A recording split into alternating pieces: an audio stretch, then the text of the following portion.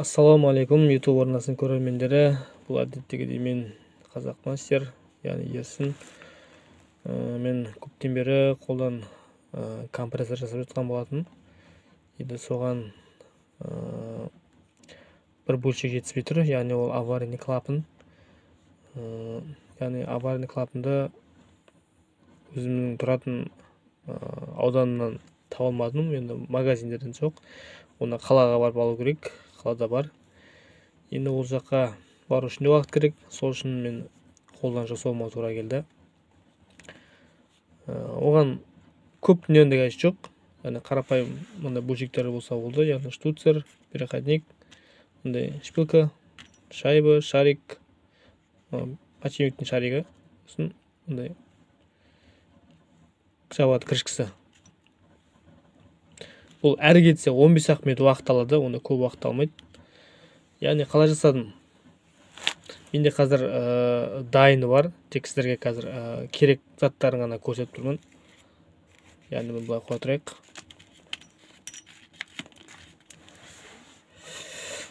Мендегі дайыным мінекей. Ішін ашып көрсетейін.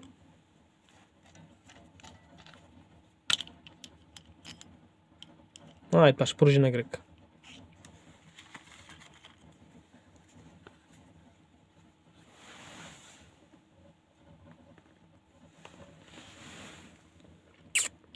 Так, былай. Мына екеуін бір-біріне қосамыз. Яғни қосқаннан кейін бұны ешқандай да герметик жағып, яғни арасынан қысып, пумлен таурудың қажеті жоқ. Бұның өзі қатты нығыздап қыссаңыз жетеді. Сосын мына жерін тесеміз. Содан кейін мына шпилкаға басын шарикті сваркілейміз. Ол менде дайын. Басын сваркіледік. Содан кейін бұның ішіне резинг салып, болмаса басқаша бір дүние жасап, ешқандай қажет жоқ.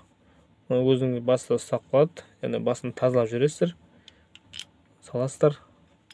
Болмаса бірінші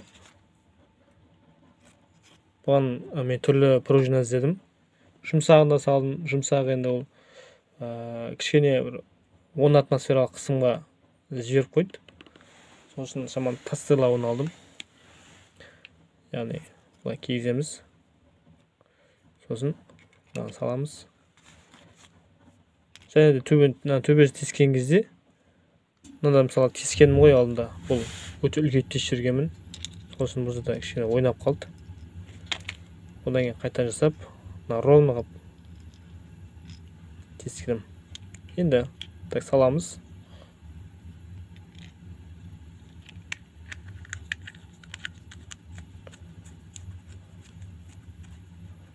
Болды, мінекей.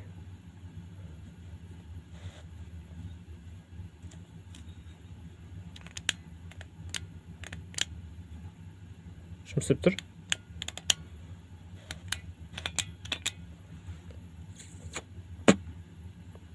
Болды, мықты.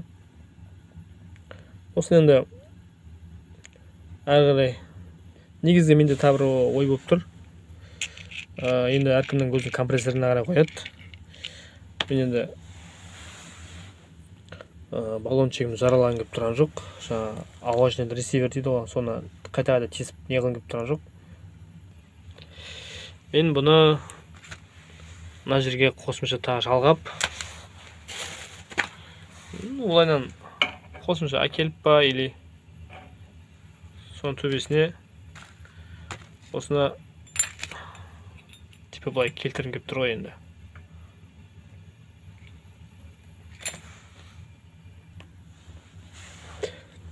Сол үшін мынаны шамалы қысаңқыра кесіп, мынаған сваркілеп, айнан. Содан кейін мынаған бүйтіп бекіте беру болады. Өзі былай тұрады. Мынаған сваркілеп тастайсыз. Сол кезде клапан болып шығады.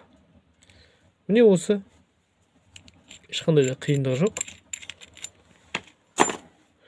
Оған ақша құртып, уақыт кетіріп сандаудың қажеті жоқ. Міне осындай қолынан келсе, осындай клапан жасауға болады. Айтпақшы болсын, егер бұл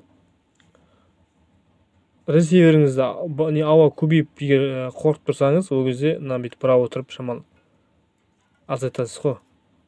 Мына азайтсаңыз, мысалы мына қазір мен мына осы қысым, осы бұраған кезде қысымда бұл менде компрессорының ауалық атмосферасы 80-ге барды. Мынау 80-де ашты осы жер, мысалы 80-де уже ауа жіберді менде. Ресиверім шамалы расширительный бак болғаннан кейін материал жұқалау болды ма, өзім қорқып тұрмын, қатты көп атмосфера жинауға. Сол үшін өзінің регулировкасын кетіре отырып етіп жасаймыз. Қазір оны видео арасында көретін боласыздар. Все, ешқандай қиындығы жоқ, қолдан келсе жасауларыңызға болады. ютубтан кейін лайк басып, арнама жазылып, қолдау көрсетіп, комментарий жазып қойсаңыздар болады.